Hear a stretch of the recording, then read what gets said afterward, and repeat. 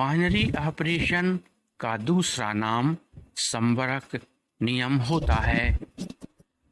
अर्थात यदि किसी समुच्चय में बाइनरी ऑपरेशन का गुण संतुष्ट होता है तब उस गुण को संवरक गुण यानी क्लोजर लॉ भी कहते हैं।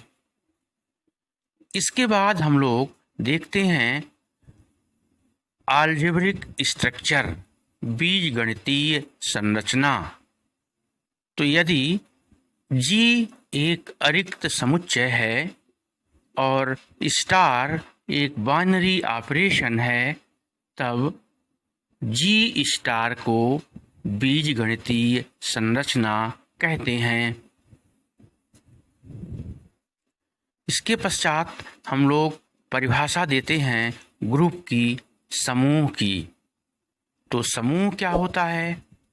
समूह स्ट्रक्चर होता है। यह एक स्ट्रक्चर होता है। तो किस प्रकार का स्ट्रक्चर? तो जैसा कि अभी हम लोग देख चुके हैं कि कोई भी अरिक्त समुच्चय किसी बाइनरी ऑपरेशन के सापेक्ष समूह होता है यदि इसके पास 3 गुण हों। कौन कौन से? पहला साहचर्य गुण, दूसरा तत्समक गुण, तीसरा प्रतिलोम गुण। तब इसे ग्रुप कहते हैं। यहाँ ध्यान देना है कि ग्रुप की परिभाषा के लिए आप कहेंगे कि 4 गुण होना चाहिए। चौथा गुण जो क्लोजर का गुण है वह स्वयं बाइनरी ऑपरेशन के कारण संतुष्ट होता है। तो आप यह भी समझ सकते हैं कि कोई भी बीजगणितीय संरचना ग्रुप होती है तो 3 गुण संतुष्ट होते हैं तो वह ग्रुप कहलाता है।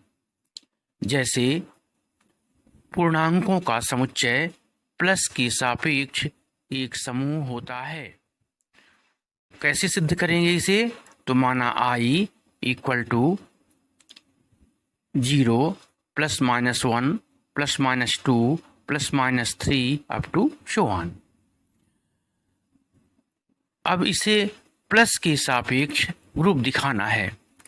तो सबसे पहले हम लोग दिखाएंगे कि यह बाइनरी ऑपरेशन संतुष्ट कर रहा है।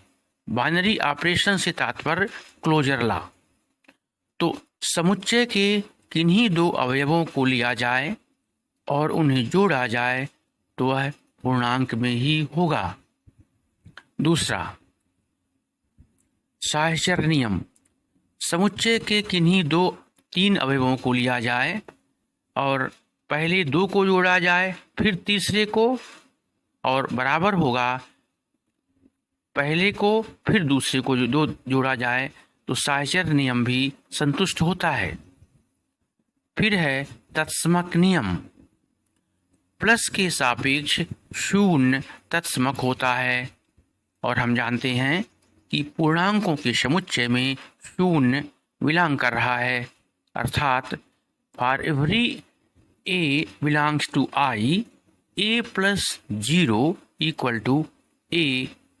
यहाँ 0 को I का तत्समक अवयव कहते हैं। अगला गुण प्रतिलोम गुण। प्रतिलोम से तात्पर्य कि प्रत्येक पूर्णांकों के लिए उनके प्रतिलोम भी उसी समुच्चय में होना चाहिए। तो चूंकि ऑपरेशन प्लस है तो प्लस का प्रतिलोम माइनस होता है।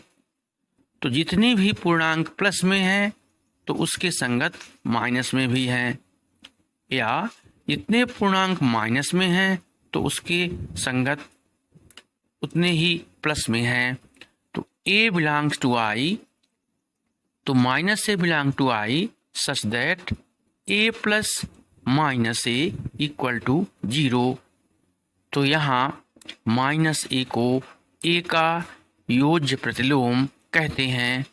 तो इस प्रकार से पूर्णांकों का समुच्चय प्लस के सापेक्ष एक ग्रुप होता है।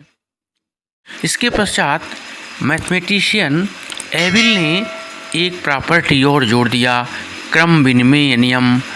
क्रम विनिमय का मतलब अवयवों के क्रम में परिवर्तन करने से कोई अंतर ना पड़े, अर्थात a plus B equal to B plus A. तो यह गुण होता है क्रम विनिमय।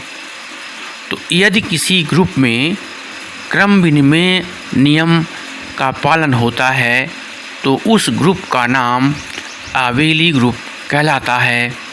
तो इस प्रकार ग्रुप के बाद आबेली ग्रुप। अब इसी 5 गुणों के आधार पर ग्रुप को पुनः अलग अलग परिभाषाओं में परिभाषित किया गया। इनके अलग अलग नाम दिए गए। आप कहेंगे क्या नाम दिए गए? तो पहला नाम है ग्रुप वाइड, दूसरा सेमी ग्रुप, तीसरा मोनोइड, चौथा ग्रुप और पांचवा आबेली ग्रुप। तो जैसे ही ये 5 नाम दिए गए हैं और इसकी प्रॉपर्टी 5 हैं, उन्हीं के संगत इनके नाम भी हैं।